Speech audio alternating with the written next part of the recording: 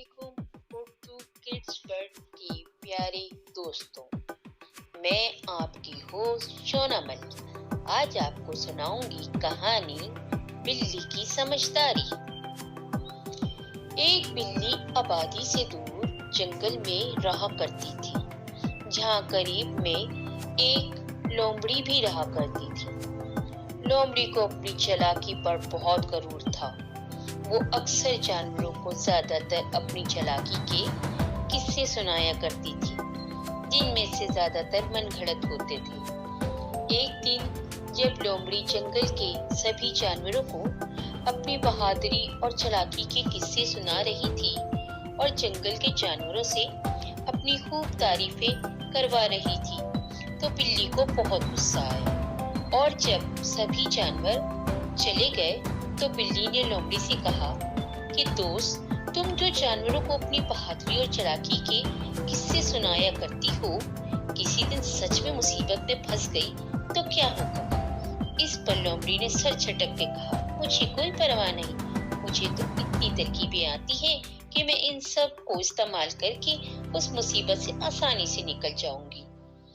लोमड़ी ने कहा, ए दोस्त भी बिल्ली, अगर जंगल में कोई आफत आ जाए या कोई शिकारी ही हमला कर दे तो तुम क्या करोगी? बिल्ली ने कहा, दोस्त लोमड़ी, मुझे तो एक ही गुर आता है और एक ही तरकीब याद है, जो मुझे मेरी माँ ने सिखाई है।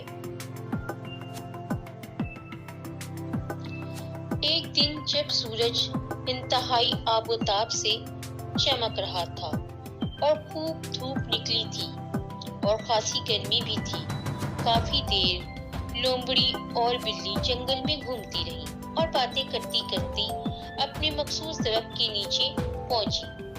तो लोमड़ी ने कहा, दोस्त बिल्ली, कुछ देर यहाँ आराम करते हैं और बातें भी करते हैं। बिल्ली ने भी लोमड़ी की हाँ में हाँ मिलाई और दोनों बातें करने लगी। लोमड़ी ने बिल्ली से कहा, दोस्त बिल्ली, मुझे तुम पर बहुत तरस आता है और मुझे तुम्हारी हालत पर रहम भी बहुत आता है कि तुम्हें बस एक ही गुर आता है।